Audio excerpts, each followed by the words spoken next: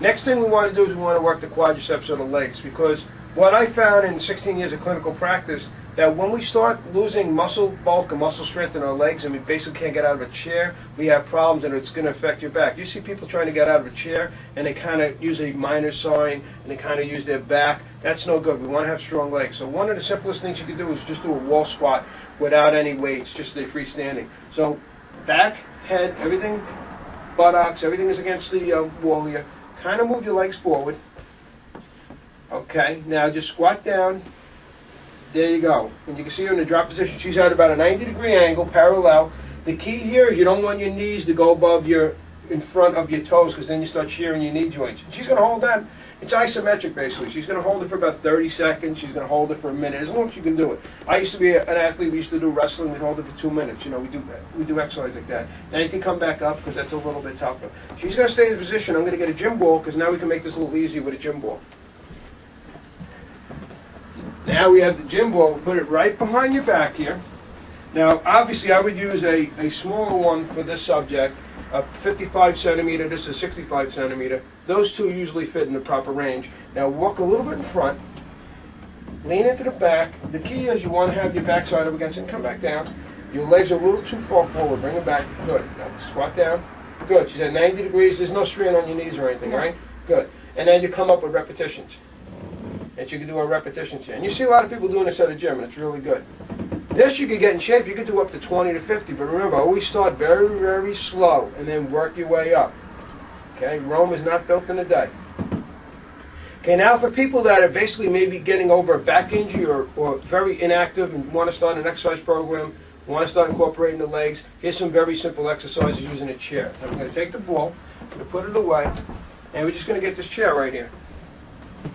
Everybody has to sit, right? So now, just sit down. I had a patient years ago, and she couldn't do basically anything, and I just told her how to get in and out of a chair, and it helped her back pain tremendously. So what we want is your legs should be a little bit shoulder width apart. This is how you should get out of a chair. Get your feet pointed out about 45 degrees. Good. Gut nice and tight. Glutes nice and tight. Okay, this is like weightlifting. You're going to actually lift yourself up. Chest out, head erect. Lean slightly forward, and then come right up. Look how quick she did that. That's how you should be getting out of a chair. Now go back down. And you can do repetitions. Do 10 of them if you want. Go ahead. And she could just do the repetitions. Go back down. And what you're not seeing is she's firing her stomach, her core muscles, and she's firing her glute muscles, and she's coming right up. Now sit back down. We'll make it a little more challenging for you. You take a medicine ball. This is a pretty heavy one. It's a 9-pounder. This is what we use. You can use 2 pounds, 4 pounds, 6. This is a 9-pounder. Put this and kind of cradle it like this. Now lean forward, come up. Go back down. And this is your leg workout. Come back up. Good. Now, if you don't have a medicine ball, we can use dumbbells. Okay, excuse me, I'm going to go get some dumbbells. Now take these here, put them to your side, let them drop down. Same thing. Lean forward and come back up. There you go. Do a couple of those. What you could also do, you could take away the chair and just do squats with the dumbbells. Go ahead, just squat down and come back up. That's a good leg routine. Keep doing that. I'm going to give you a kettlebell.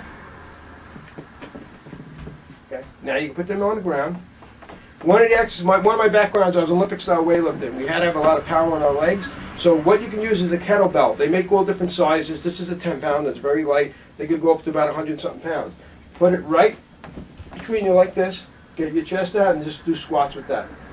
Nope, keep it in right here. It's going to come down in this angle. There you go. It's called a Jefferson type squat. And you can do this. It's a little more easy to handle than a dumbbell. It's a little more easy to handle than a medicine ball. And the goal is to get as low as possible and just come back up. And you notice she's keeping good alignment here. Now do one where your body's kind of bent forward, like you're going to kind of screw yourself up. That, you don't want that. That's going to hurt you, because when she comes up, come back up, she's going to hurt herself. She's not using a lot of legs. Now do it right. Legs and hips. That's what you want. So that concludes just the basic exercises for the low back and the hips and the legs. This will help you deal with your back problems. Use in conjunction with chiropractic care. You have to have both of them. Chiropractic care, we're going to basically mobilize the joints, keep your spine lined up. But to stabilize your spine and really recruit the muscles, you need to do some physical activity. So these exercises, these basic exercises will help you. There's hundreds of exercises out there. We gave you the ones I kind of use all the time, and these are sufficient enough. If you have any questions, you can always contact our office. And remember, yours in health.